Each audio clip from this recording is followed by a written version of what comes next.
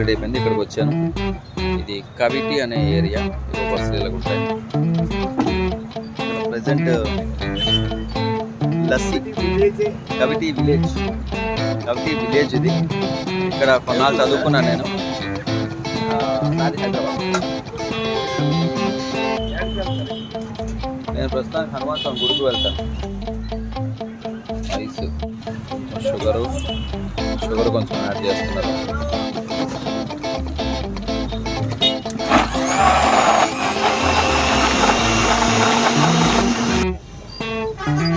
మోహన్ బాబు దగ్గర